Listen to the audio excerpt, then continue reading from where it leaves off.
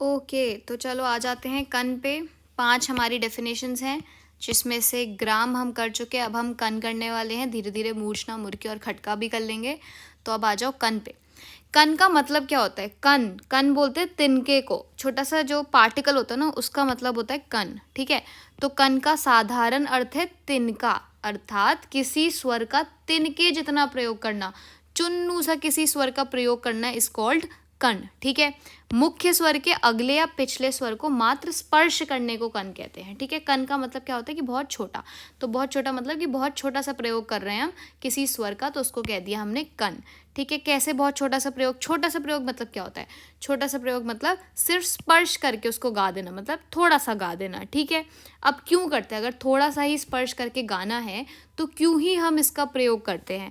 तो इस स्वर का प्रयोग संगीतक रचनाओं को सजाने और संवरने के लिए होता है। ठीक है, जैसे सजाने और संवारने के लिए हम कन का प्रयोग करते हैं। इसको इंग्लिश में क्या बोलते हैं? इसको बोलते हैं ग्रेस नोट। ठीक है, जरा सा टच करके निकल जाता। साज पर हाथ, साज मतलब इंस्ट्रूमेंट, तो इंस्ट्रूमेंट पर हाथ तैयार होने पर या गला बिल्कुल आपका बिल्कुल अच्छा हो, तभी आप इन स्वरों को आराम से गा सकते हो या बजा सकते हो। ठीक है, कन स्वर मेनली 2 प्रकार के होते हैं, पूर्व लगन और अनुलगन। पूर्व का मतलब होता है पहले, अनु का मतलब होता है बाद में। तो पूर्व लगन का मतलब क्या होता है? इस कन स्वर का प्रयोग मूल स्वर से पहले। पूर्व लगन का मतलब क्या होता है? पहले, है ना? तो मूल स्वर से पहले जिसका प्रयोग करा जाता है उसको बोलते हैं पूर्व लगन कन। इसको मूल स्वर की बाई ओर, बाई मतलब लेफ्ट, क्योंकि पहले आता है ना ये, तो इसीलिए इसको लेफ्ट में लिखा जाता है। कैसे?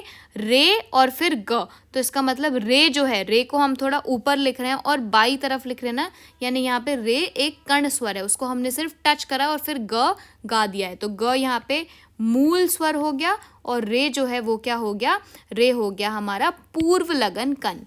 ठीक है, इसके बाद अनुलगन कन। अनुलगन कन का मतलब क्या होता है कि बाद वाला। अनुलगन मतलब बाद वाला, तो इसीलिए इस कन स्वर का प्रयोग मूल स्वर के बाद में किया जाता है। इसको मूल स्वर के राइट हैंड साइड यानी दाई साइड पर लिखा जाता है। तो यहाँ पे अगर मूल स्वर है तो यहाँ पे हम लिखेंगे अनुलगन कन को। ठीक है जी, अनुलगन कन को लिख दिया हमने यहाँ पे। तो यहाँ पे हमें एग्जाम्पल दिया, यहाँ पे ग जो है वो मूल स्वर है और म हमने उसके बाद में लिखा है। तो अगर आपको एग्जाम्पल लिखने का मन करे तो ऐसे याद कर लो, सा रे गा मा पा धा नि सा होता है ना, सा रे गा मा, है ना? तो क्या करो, रे को ऊपर लिख दो, ग साइड में कर दो, तो रे ऊपर हो गया और लेफ्ट में है तो पूर्व लगन। ठीक है, इसी तरह ग ऐसे ही रहने दो और म ऊपर लिख दो, तो ये हो गया आपका अनुलगन। दोनों में ग जो है वो आपके मूल धातु हैं। ये देखो, ग हो गया आपके मूल धातु, रे हो गया आपका पूर्व लगन, म हो गया आपका अनुलगन। फटाफट से एक बार रिवाइज कर लेते हैं। कन का मतलब क्या है? कन का साधारण अर्थ है तिनका, अर्थात किसी स्वर का तिनका जितना प्रयोग करना। ठीक है, मुख्य स्वर यानी मूल स्वर के आगे या पिछले स्वर को मात्र स्पर्श करने को कण कहते हैं। ठीक है, इस स्वर का प्रयोग क्यों करा जाता है भाई? सजाने और संवारने के लिए करा जाता है। इसे बोलते हैं ग्रेस नोट। साज पर हाथ तैयार होने पर या गला तैयार होने पर ही ऐसे स्वर आराम से गाए या बजा जा सकते हैं। कितने प्रकार हैं भाई इसके? 2 प्रकार हैं। कौन कौन से? पूर्व लगन, अनुलगन। पूर्व मतलब पहले, अनु मतलब बाद।